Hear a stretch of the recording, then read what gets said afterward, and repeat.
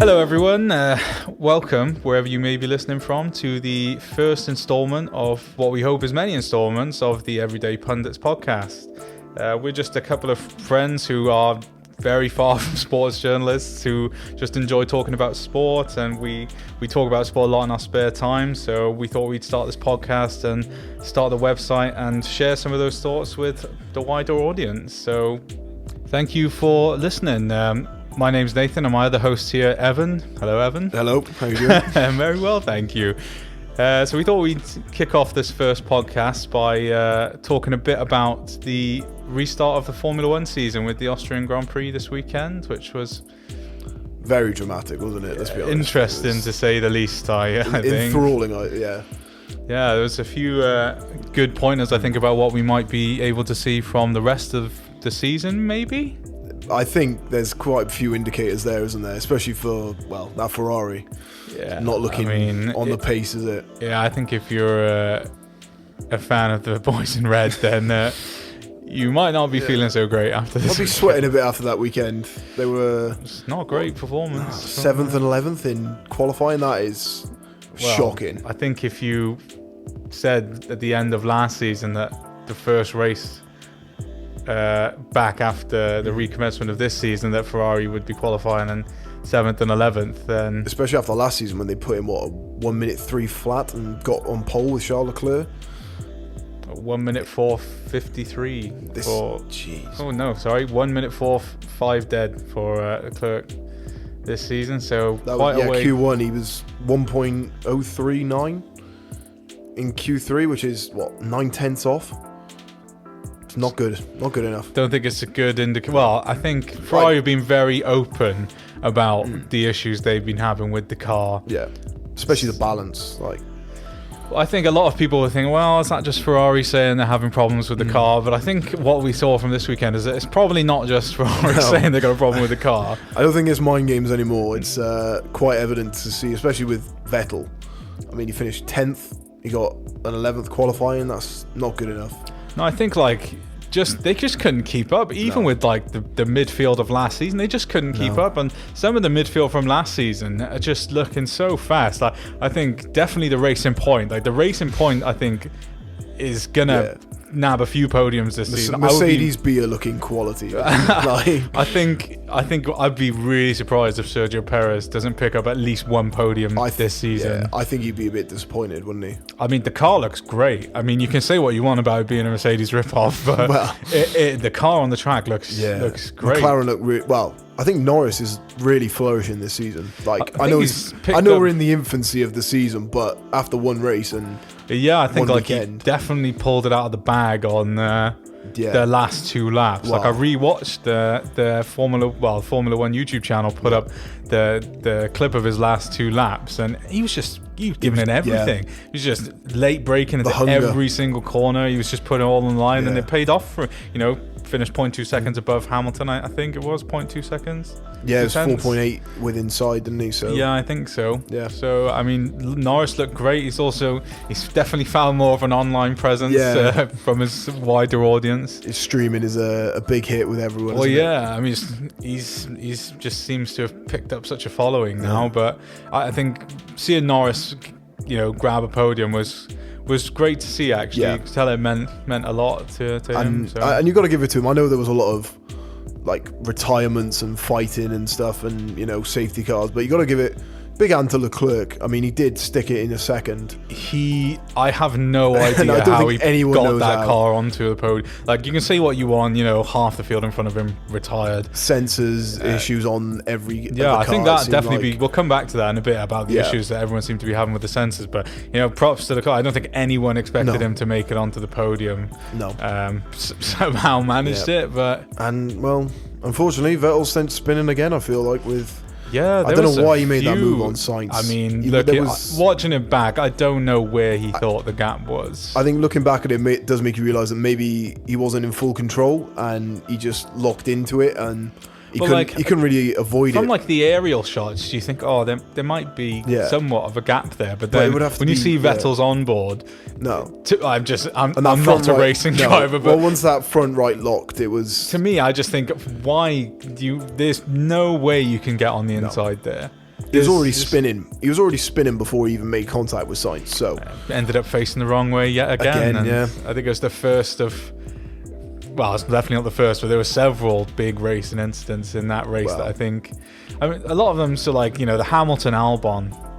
Yeah, that's contentious still. I think you have two sides that people tend to fall on. Some people say Hamilton's fault. Some people say, he should have left a gap, and then others say, well, he exited the corner on the racing line. And I think you could have chalked it down to a racing incident, but when you see the shot of him just ahead with the back tyre, you can see why they've given it. But it was a bit harsh, but I think it's fair. I felt bad because it ruined his race in the end. Yeah. So I can see why they gave it. Well, I think he probably would have ended up on the podium. Albon. But that's the thing. He could have been more patient. He could have waited. There's 3 DRS zones.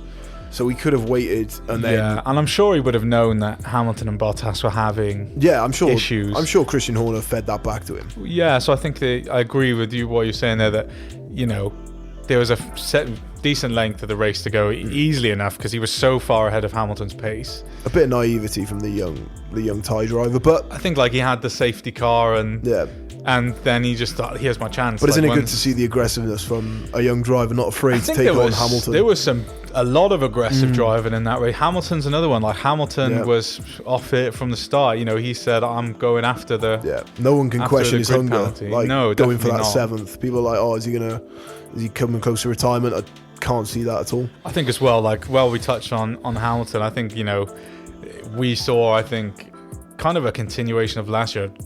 Well, I'd say building on last year, just the sheer dominance of the Mercedes. Oh, they're just so far The Mercedes car, it is just... Even with the sensor issues, they were still 11 seconds ahead of I know, Albon. I think teams will really struggle to beat that car this season, unless, Ferrari somehow magically pull it out of the bag to come back in Hungary with the changes that they've said they've made to the car. But even so, I don't know how they're going to compete with. I think you're looking close to Red Bull being there, especially in this European leg with a lot of the aero dominance. I think you're looking more towards Red Bull. Hungary is definitely not the track designed for the Ferrari car. And if it's a similar iteration to the car we saw last season, it's just not the friendly track. And another issue they'll feel is that they obviously Leclerc claimed his Monza victory in front of the Tifosi, first one in 10 years, and you'd be a bit worried because the engine's quite a bit slower than last year and everyone around them. So at a power-hungry circuit, they may not even be able to do it there. So I think the way the car's looking, and just based on this one race, I just don't see it. Unless they somehow magically fix the car, I just can't see it happening. Well, unless there's the same sort of chaos, or if the upgrades come, and you never know. But yeah, they look miles off at the moment. Speaking of the chaos, though, the track seemed to cause more issues than the drivers in terms of the problems the cars were having. I know you touched on it a couple of minutes ago, but I said we come back to the sensor issues. But I think, Haas had the brake sensor issue, didn't they? Yeah, Haas had a lot of issues. Well, not least the fact that Grosjean went off 2 or 3 times just on his own accord, doing what Romain Grosjean does, in my opinion. But there we go. Verstappen had a gearbox. No, sorry. Hamilton and Bottas both had gearbox sensor issues. Verstappen was hydraulics. Yeah. Which was a shame because he was the only viable challenger until all the chaos. He was the only one that was gonna challenge the Mercedes cars. Because although Albon had a great race once a lot of the cars were retired, I still feel that just in general, he doesn't look as confident in that car as Verstappen does. No, and he doesn't. I think maybe something to do with the fact that he was only just last year promoted from Toro Rosso up to Red Bull. But I think he just hasn't managed to get to grips with the car because he hasn't been driving it for the same length of time that Verstappen has. But he obviously knows that car very well. He knows how to push the pace of that car. Yeah, but also, Albon did pit for a new set of softs when everyone didn't, and one of the people who was caught out the most by not pitting again was definitely Sergio Perez, which I know you were very concerned by. I said in the preview, we both worked on the preview on the website, I said I think Sergio Perez will be one of the people challenging for a podium, and he definitely was, but the problem, I think, came, like you said, when Albon got a new set of softs and Perez was out there on old tyres. I think there was definitely several opportunities where he could have. There was 2 safety cars. Whether or not Racing Point didn't anticipate it, or I don't know what their reasoning, because obviously we had the 2 safety cars, one after the other. Unless he burned through all his sets of soft tyres, maybe. I don't know what the reason was, but I feel like he'll feel very hard done by that he didn't pit for a new set. Well, because you could tell, because he ended up being caught by Norris, who obviously eventually got on the podium. But you saw that his tyres, when he was trying to defend, just weren't there. They just fell off completely. Yeah. And you kind of felt a bit for him, but I don't know. Racing Point is a weird decision, in my opinion. But I think, in terms of Racing Point, I feel like the best is yet to come for them this season. I really do think we will see some great battles because I think this is probably one of the most balanced seasons we've had in recent years, where it's not just been Ferraris, Mercedes battling out for first and second, and then Red Bull coming in for the occasional win and taking the third spot. Getting that third easily, Yeah, because this year, I mean, Ferrari are miles off the pace. I think Mercedes are definitely the only challengers for the number 1 spot. It's pretty much shoe in for them. But to be honest, I put them, if I was looking at their pace just off this weekend, if we're going solely off that, they're the 5th fastest team right now. Ferrari, I definitely agree. I actually do hope, though, that they can get something out of this season. So I'm hoping the changes that they've said they're going to bring in. We just want more fights. It's brilliant, these battles. Yeah, I think it was some great battles on the weekend. Between the 2 McLarens was one, the McLarens and the Ferraris. It was great. And, it's a shame that Renault had all their issues. Ocon didn't really. He was off the pace. He didn't hit the ground running everyone expected, because everyone thought, when he left Racing Point, as it was Force India. Everyone thought that this could be when he kicks back in, but he didn't look like he was on the pace, to be honest. Yeah, we'll definitely come back and talk about Renault as well, because obviously there's been some big news from Renault, obviously with the return of Fernando Alonso. It's a shocker, that is. Yeah, and I mean, we'll talk about that's definitely another big thing that we're going to have to talk about. I do want to give a special mention to George Russell, though. I felt really bad for George Russell, the fact that his car gave up on him, but he raced fantastically well, I think. And he wasn't near the points, don't get us wrong, he wasn't, until the retirement. Even Latifi almost ended up in the points with all the retirements.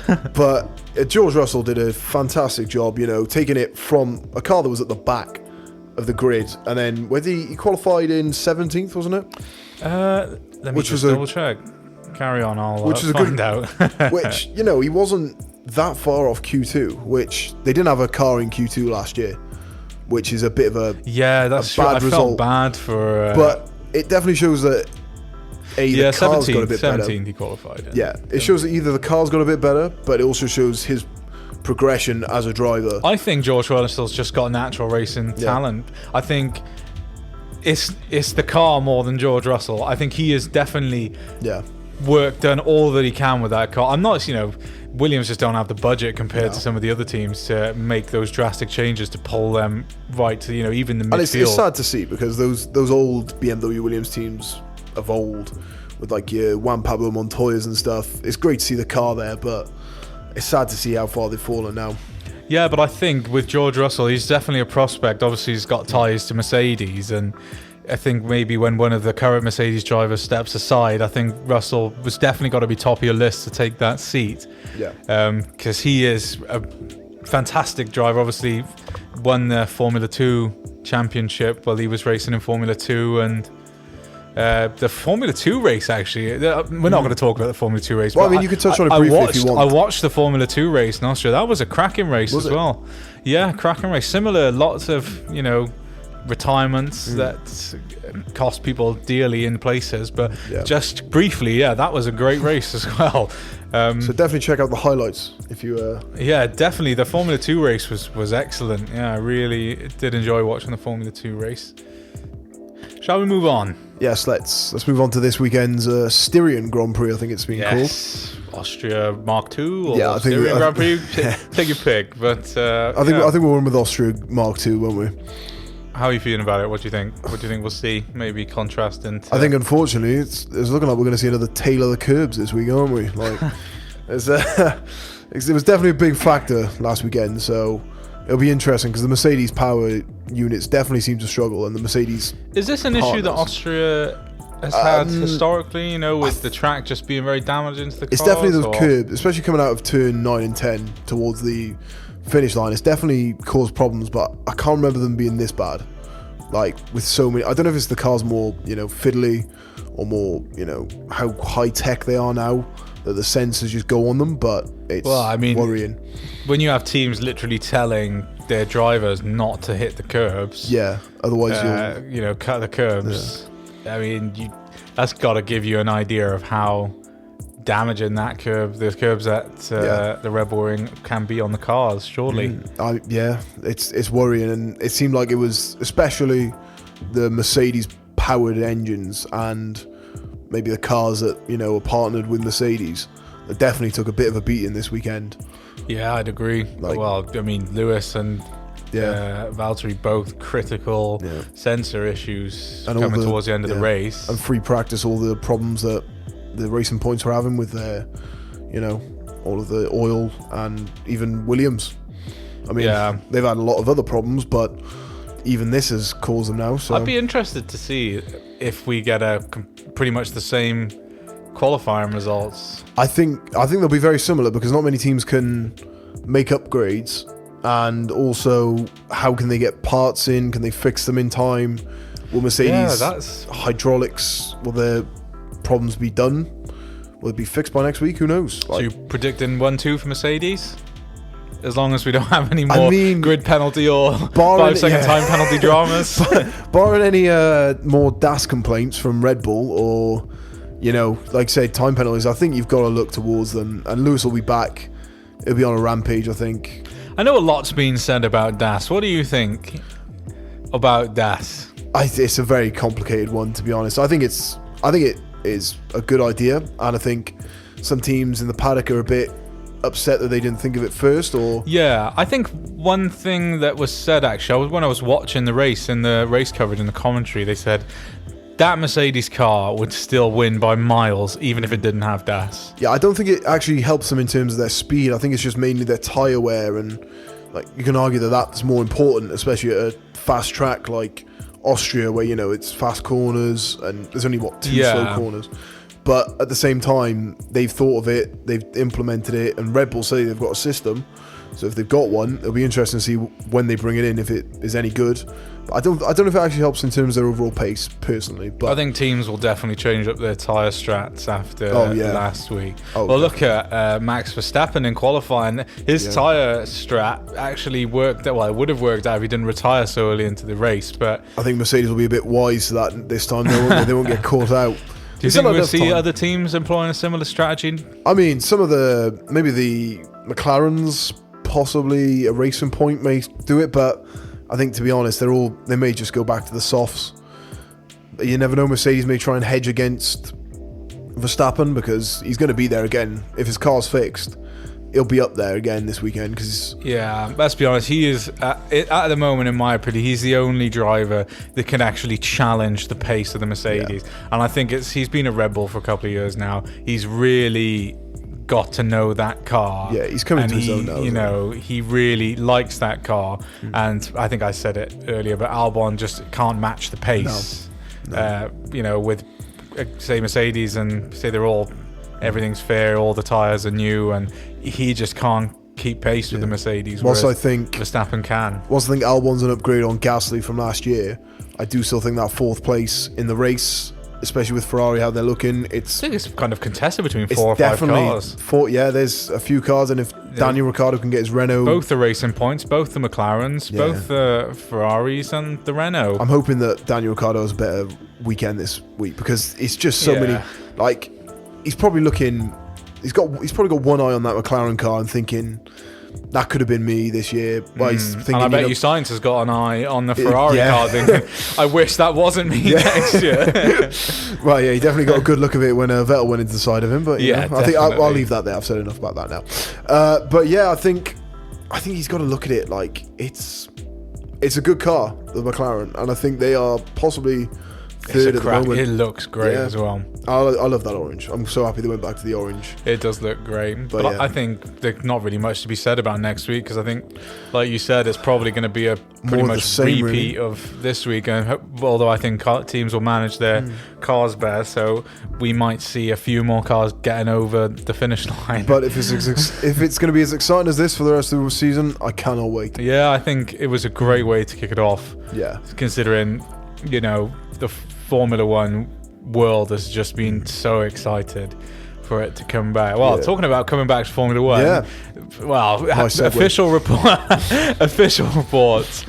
I think, supposed to come tomorrow about Fernando Alonso potentially coming back, that free Renault seat. Yeah, I understand the move, the legacy, repeating what he did in 2005-06, they can kind of sell that nostalgia to the Renault fans. That was a great, when he took that when he took the double world championship, it was no one saw it coming, and they were so fast. That was Schumacher's last season at Ferrari, wasn't it? The first year Alonso won it. Yeah? No, second year.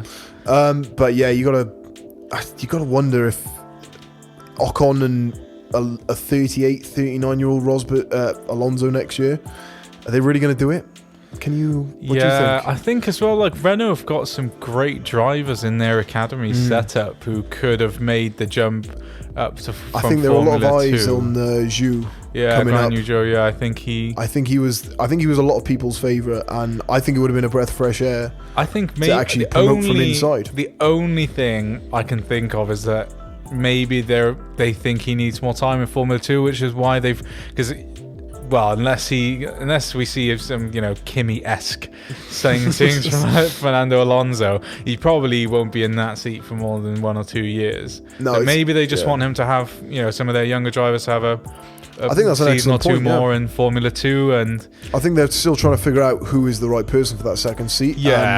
If they're maybe waiting for the right driver, like another Ricciardo, who fell into their lap, essentially. Yeah, I agree.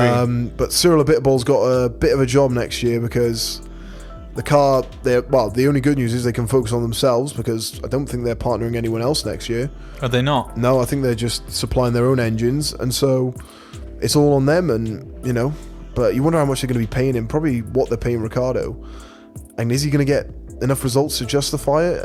It's hard to see, in my opinion, but it's exciting for the fans of Renault, but and F1 we'll fans, see some return to everyone loves Renault. a bit of Alonso in the paddock. It'll make things interesting. Yeah. He's not going to hold back now that he's come back, but he obviously clearly missed it, and I think he was a bit upset when he didn't go straight from the seat that he had at McLaren to another seat. And maybe he just looks at Kimi and thinks, I still want to do it. And he's one of the better drivers we've seen over the decade, easily. Obviously, he's a double world champion. And did he get all out of his career? Maybe he's trying to prove that he's still, he still had something in the tank, but I don't know. But I guess it's going to be I guess we'll have to see whether he can still get on. Obviously, cars but I think it's good that moved on, and he is, like you said, he's 38 now. Yeah, and I think one of the reasons why they've done it as well is because they've pushed back the regulations that were going to come in next year, which would have made a huge change. It's a similar car to what he left. It's just a bit of a change for the car that he left. So maybe they've just brought him back because he'll be familiar with the stuff. But I think it'll be interesting to see how that move plays out. Yeah, 100%. It's going to be interesting. Renault's talent that's waiting in the wings will definitely feel a bit hard done by, I think. Yeah. If I would, think spare seat, I've been waiting for this. This is why they have me here. Unless he's going to mentor Ocon, because, young driver, Ocon's young. Yeah. So he's still got room to grow, but I do think Zhou would have been a better choice. But maybe, like I said, as a placeholder, maybe when the new regulations come in, they'll think about it. But yeah, it's certainly going to be a good year next year. But let's focus on this year again.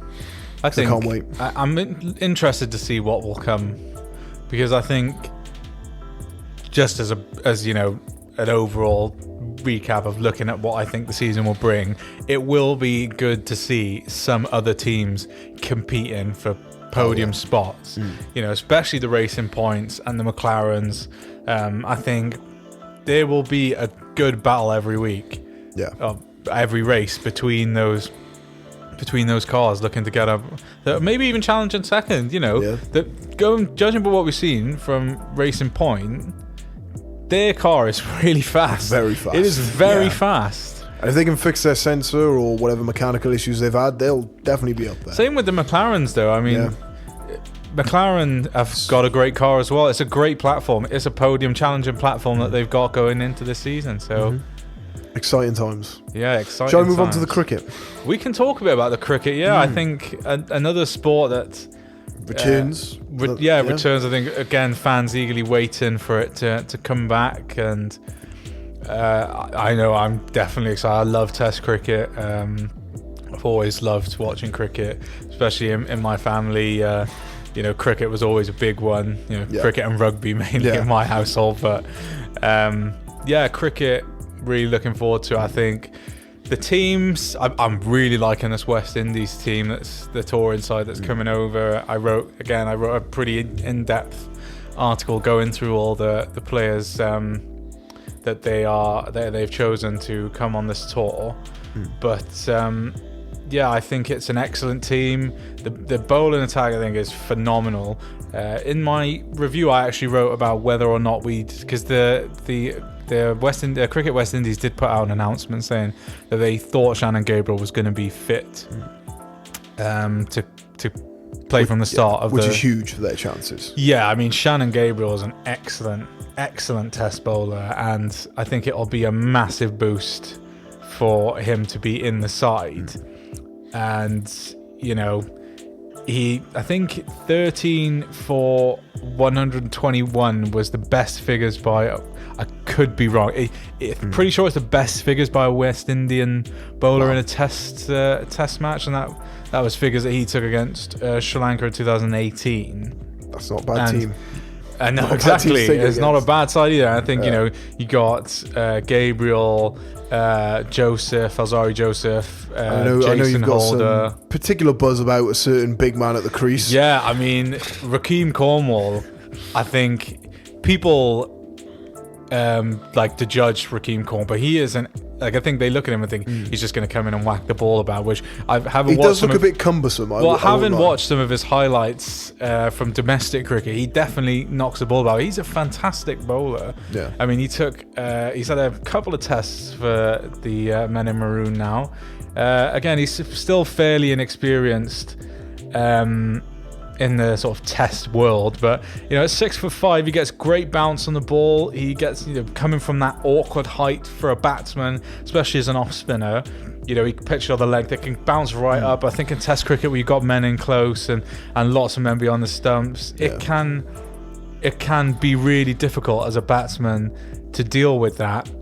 I'm genuinely really excited to see how he fares in this test match, because it's not every day that you see a 308 pound 6'5" off spinner who can also knock the ball about. It's not really something you see. I know Chris Gale did bowl a bit, but he wasn't an amazing bowler. I think Rakeem Cornwall's got some big names on his tally of wickets that he's taken. So he played. He got Virat Kohli out when he played for the Presidents 11 in 2016 in their warm-up match against the Presidents 11 when they toured in the West Indies. I mean, Virat Kohli actually personally asked him to bowl at him in the nets for the warm-up in the warm-ups for that series. So I mean, if Virat Kohli asks you to come and bowl at him in the nets, you've probably got some decent talent about you. And Cheteshwar Pujara, Rahane, Ravindra Jadeja, in those series he also played, I think, last year against India as well.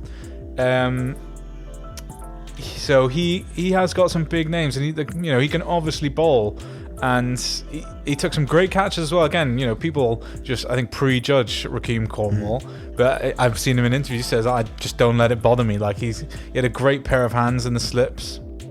Last season, took some excellent catches off the bowling of Jason Holder, and Yeah, he's got fantastic domestic stats, so I'm really excited to see how Raheem Cornwall fares in this series. Moving on to the England team, obviously the name that everyone remembers from last year is obviously Ben Stokes. I mean, what a fantastic summer he had last season, wasn't it? You couldn't ask for a better summer. It was like fairy tale stuff. Apart from winning the Ashes, would have been the icing on the cake would have been the best part. But I mean, he dragged them to that win and that shot that he hit.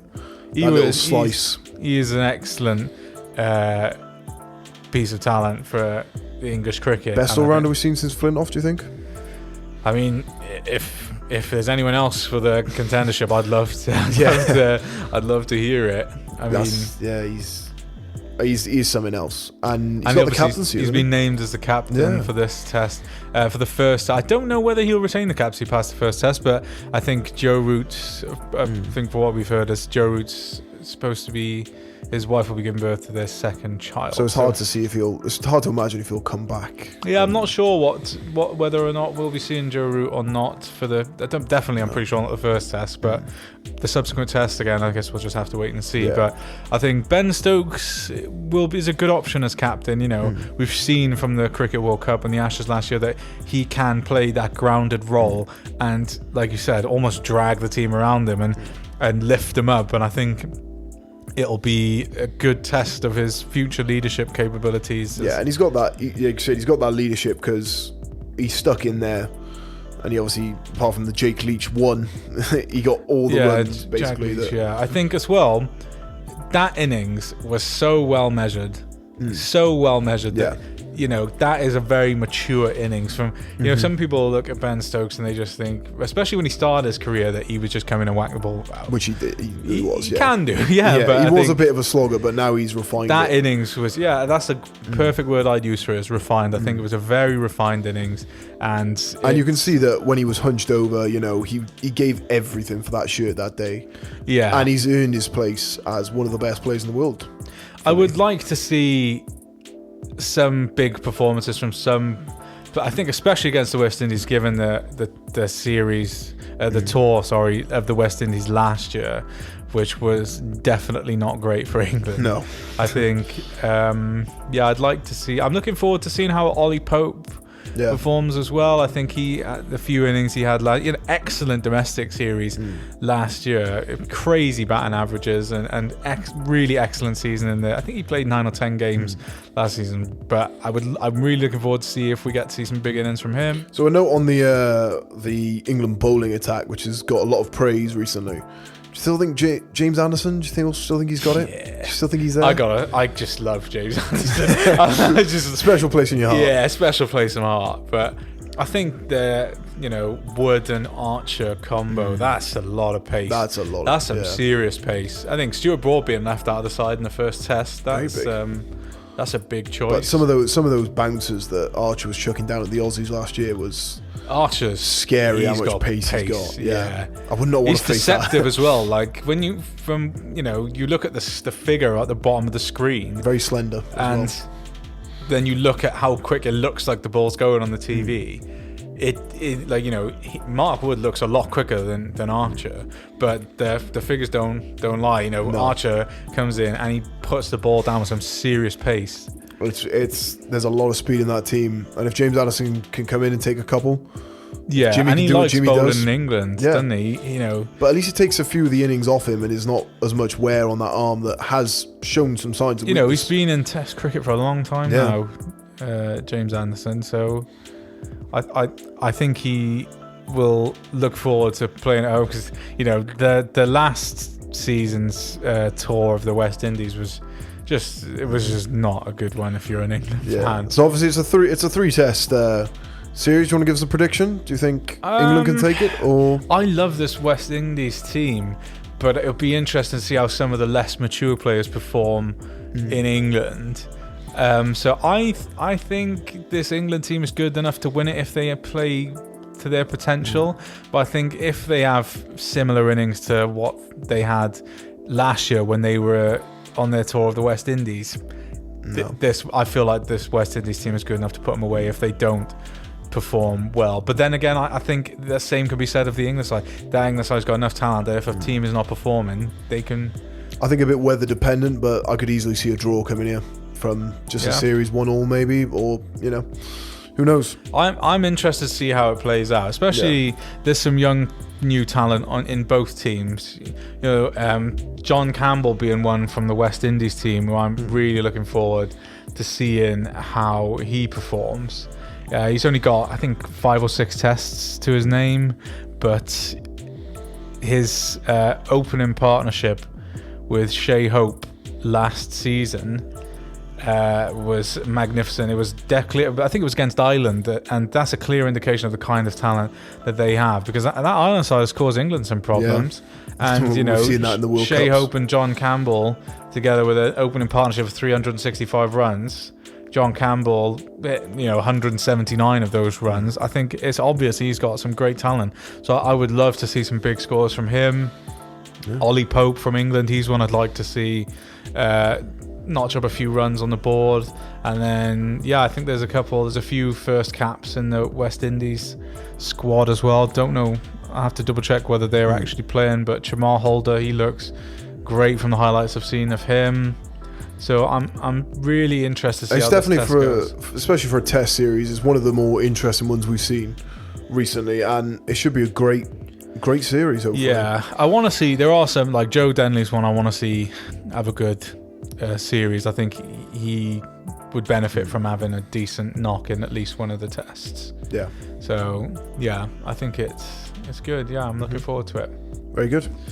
Okay, shall we move on? What should we talk about next? I think we should talk about our prospective Lions team here. Yes, that's another one you can find on the website, everydaypundits.co.uk. We have put up a prospective Lions team. I think it's a pretty good team, but I think there's a lot of spots in that team that are very open, especially because we've got one more season to go. I think this season, some people are really going to have to show their talent to get a spot in that side. Especially for us as Wales fans, we were a bit disappointed, especially the way we closed out games, or, you know, under Wayne Pavac. Some of the performances weren't up to snuff. I think it's definitely reflected in our team. That's all we're going to say. Well, I think the change in their defensive strategy for me in the last Six Nations, I just don't know. It didn't look very solid to me. It did look like a club rugby and I think the wing channels, way too many yards being given away down the wing channels. I mean, pretty much all the other team's yards came through those channels. And it was a clear indication that George North, as much as, you know, nostalgic, as good as he's been, I can't see him getting a place in this Lions team. I can't see him, to be honest, mate, I can't see him getting another spot in the Wales teams. I think he's, with the concussions and everything, he was an amazing player. I think he's just fallen off a little bit now. I think for me is, let's not turn this into talking about Wales though. Okay, let's get back to our team. We can definitely talk about the Welsh rugby team all day, to be honest.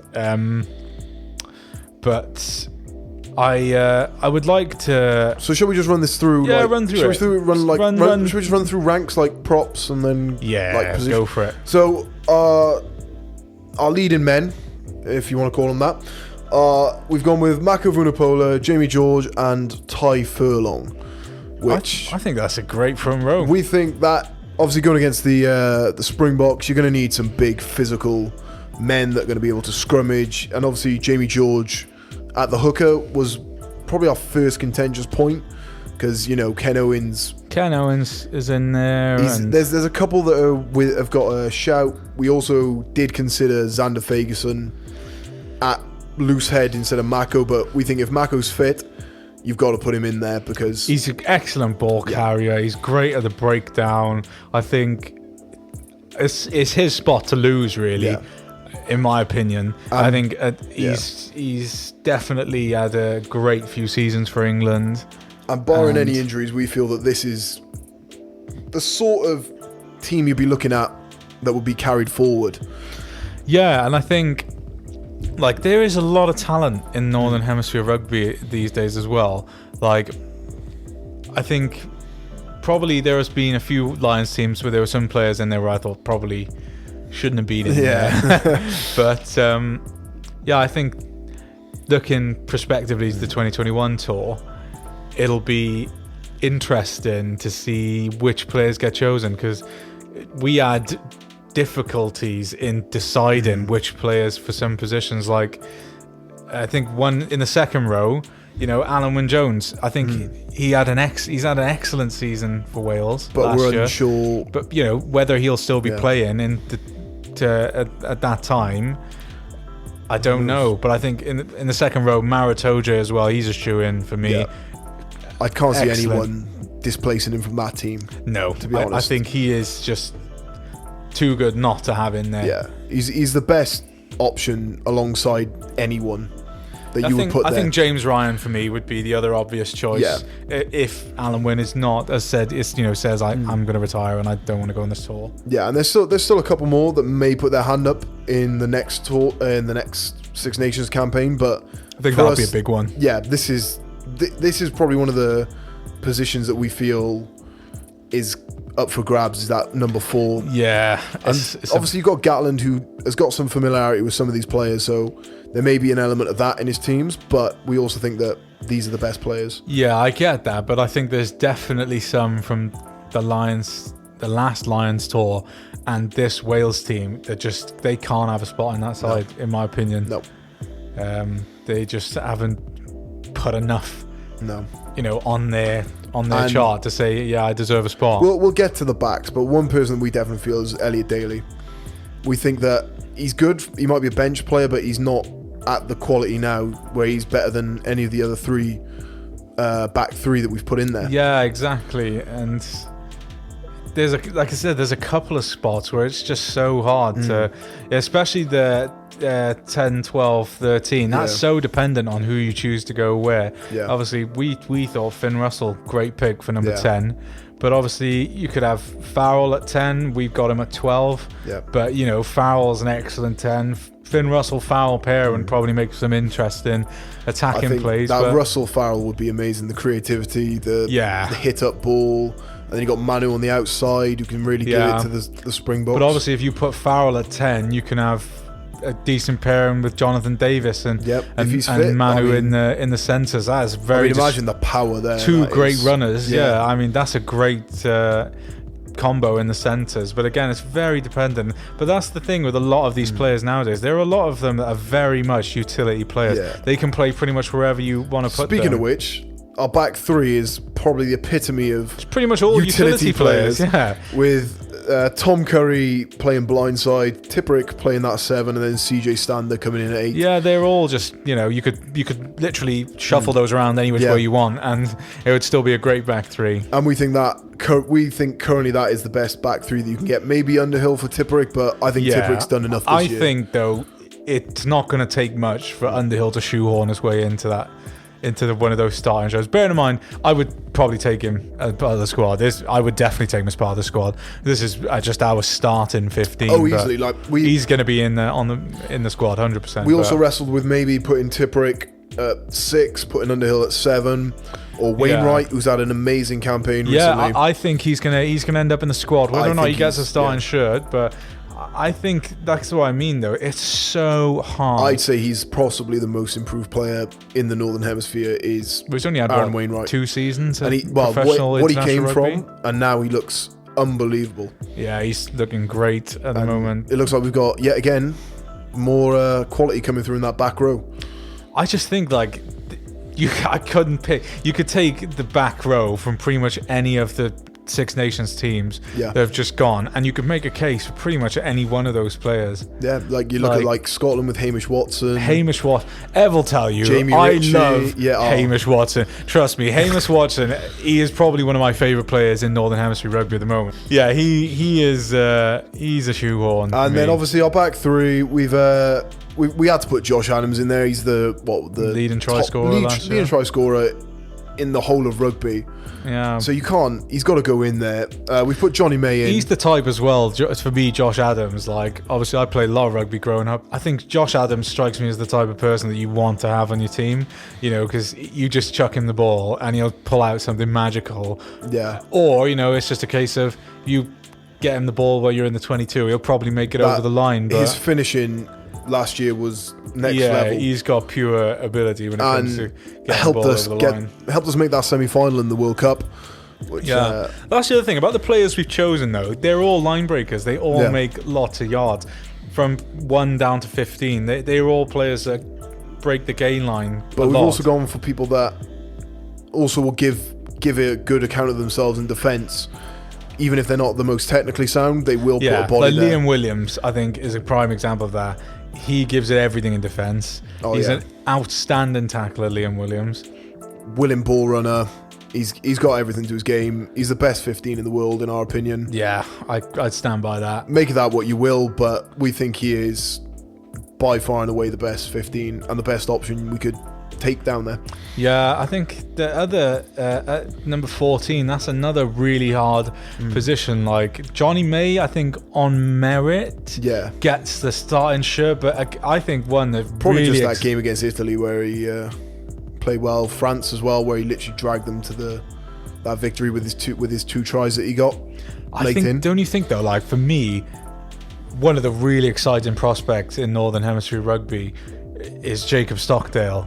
I think Stockdale is going to be, he's one of them people that, you don't know what he's going to do when he gets the ball. He might literally turn nothing into something very quickly. Those Irish back three, especially with Jordan Lama on the other side as well, they've got a lot of talent coming through on the wings to replace Keith Ills. And I think a lot of the Irish back line could make it into the Lions team. Ringrose, unbelievable. You could easily talk yourself into having a lot more players in there, but this is just I think this is where personal preferences of coaches comes in now. Yeah, because players that you've coached before, players that you've worked with before, that's got to come into it. Because when you look at it on pure talent, you just think, how can you decide between like Anthony Watson as well? He played well in the Lions when they were down in New Zealand. So definitely. There's definitely a shout for him as well, but this is, like I said, this is just what we think. This is what we would take, and we think it would do pretty well. And a lot of these were split decisions. Like we were well, we're just gonna have to pick one of them because we can't decide between the two. There was a lot of debate. This is probably our most debated list that we've done so far. Definitely. Like a lot of the Formula One and that kind of stuff were they were pretty simple decisions to make. Yeah, this caused a lot of debate with our little chat that we have. Yeah, and it's so there's a more in-depth breakdown on our website, but for now, that's our team. With. So just to run through, Nathan, do you want to run through it just quickly? Yes, I will. If you give me 1 second. If you give me 1 second. Yes. It is. So in the front row we've got Mako Vunipola, Jamie George, and Ty Furlong. In the second row, Alan Wynne provisionally, if he's still playing. I would go for James Ryan if that's not an option. Mara Toje at 5. 6, 7, 8, we got Tom Curry, Justin Tipperick, and CJ Stander. 9, we got Gareth Davis, player we didn't really talk about very much, but again, for me, he's been a bit out of form recently. Yeah, I'd say so. Thomas Williams has almost taken his spot as well. Though, Gareth Davis's form is maybe because we didn't see as much of him as I would have liked to in the Six Nations, because I don't know how he didn't end up in the starting shirt more, but I think return of Reece Webb. And he was injured coming in though, wasn't he? So I think the injuries and the familiarity with Thomas Williams maybe played a factor into it, but but we've gone with Gareth Davis at 9. I mean, there's a few options out there. Obviously, you could have Ali Price of Scotland, or you could have Conor Murray again. Yeah. Or Ben Youngs. The 9 played well on the last line, still Conor Murray. Yeah. The 9 is a very tough spot, but we've gone with who we think's the best player at that position. I think in terms of he's another player that can just turn nothing into something very quickly. He exudes confidence. Yeah, when he's runs. Great running number 9. Oh, one of the best. But 10 we got Finn Russell. 11 Josh Adams. 12 Owen Farrell. Again, 10, 12, 13, it's just so up to interpretation. But 13 we've got Manu Tuolangi. 14 Johnny May provisionally, but I think Jacob Stockdale could get his way into that 14 shirt if he has a good Six Nations. And then at 15 we got Liam Williams. We didn't bother going through the bench and reserve members of the squad, but because there's a lot. But we've talked through quite a few of those now. So I'm sure you'll probably make a list out of some of the players that we've missed and let us know. If you do have any suggestions of positions that we could fill, or some of you think maybe that is a horrible choice, why would you ever pick that, then let us know. Try and keep it clean. Yeah. Okay, Ev, I'll be honest, I am not very clued in on football.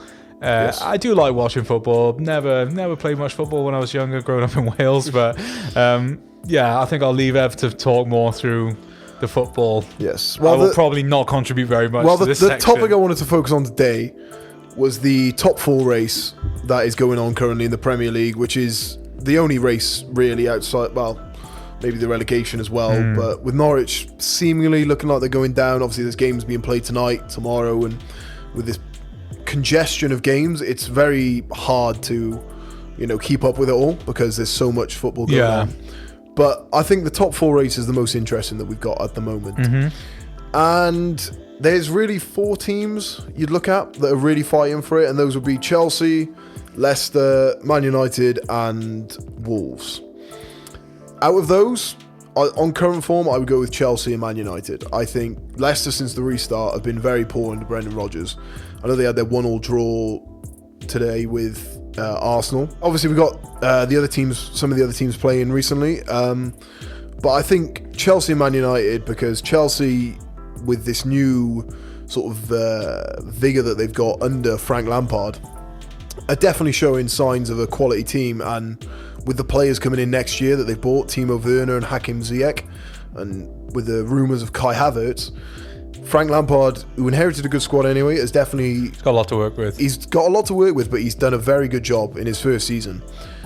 And then you look at Man United, who, let's be honest, recently it's been very underwhelming. Last couple of seasons. You had Jose, you had Louis van Gaal before that, and then David Moyes. We don't want to talk about that.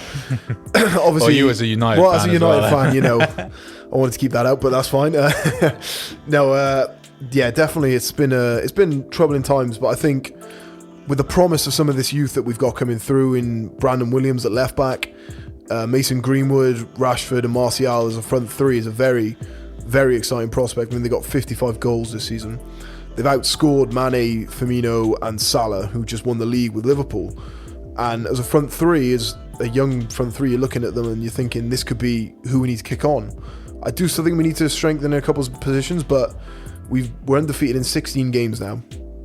And I think we're only, 4 points off Leicester now. And if we carry on winning, and then we play Leicester on the last day, so if we beat them, we get 4th. Yeah. And then it doesn't matter what happens with Man City, who obviously appealing to the Court of Arbitration in Sport with their European ban, possibly. Champions League football on the line, though, isn't it? Yes, and it's very exciting. But I think Wolves look like they've just come a cropper, especially against your Arsenals and some of your other teams, that they should be given a better game. They've looked a bit lackluster in some of these games. Yeah. And I think they're just going to fall off a little bit, and I can't see them.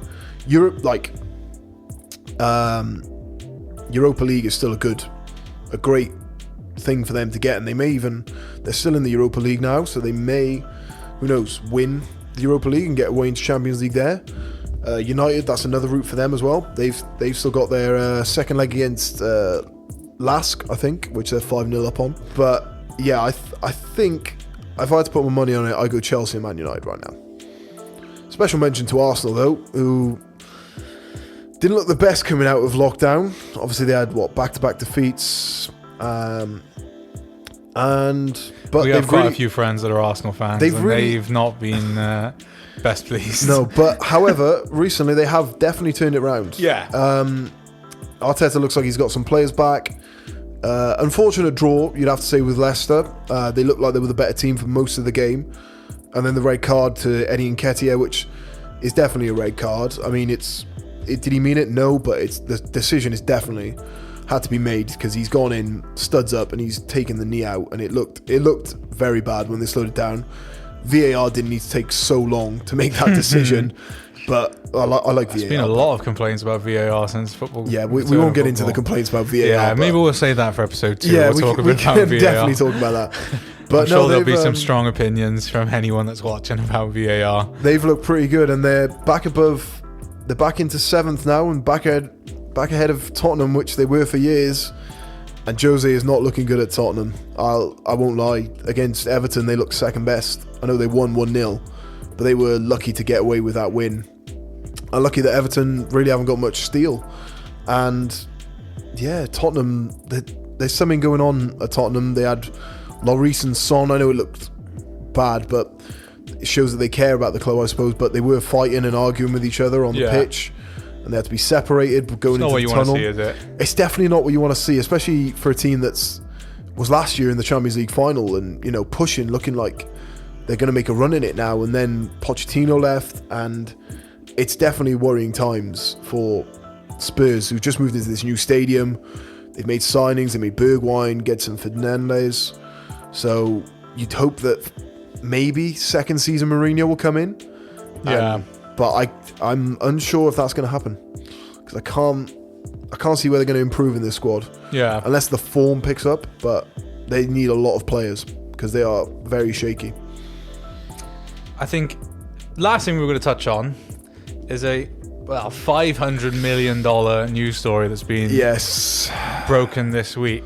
The largest contract in sports ever. A lot of money. Outside a lot brand of money deals, on the table. But it's absurd amount of money but he does warrant. Patrick Mahomes II, quarterback for the Kansas City Chiefs, just signed a 10-year, $450 million deal, and when you include the 2 years that he's already got, it takes him to 12 years, $503 million.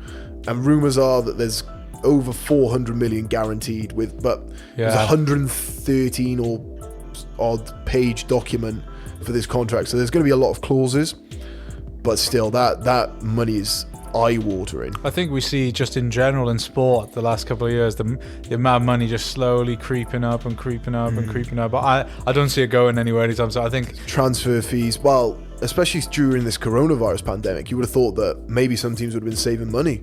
Yeah. But it looks like some teams are just willing. They've got the billionaires, so looks like they're just going to keep spending. I think even in sports where, you know, there's good money. I think some sports, you take rugby for example, they don't make anywhere near the kind of money that other sports do. But I think most people would say that rugby players earn, you know, compared to average person, they make a good amount of money. Well, I think recently it was Dan Carter who held the record. It was like $1 million or something. It was like $1 million a year to play for Racing, was it? Or some deal. Can't remember. It was Dan Carter, and it wasn't. But when you compare to, like, say, Lionel Messi, who's asking for $1 million a week. Yeah. If you're to believe the reports that are coming out, then it's just staggering the amount of money that's in sports at the moment. I just don't. I know it's a big contentious issue though. People talking about money and sport. I just can't see it going away. No, I think once you got there, and you see it a lot, don't you? Once a certain figure is broken,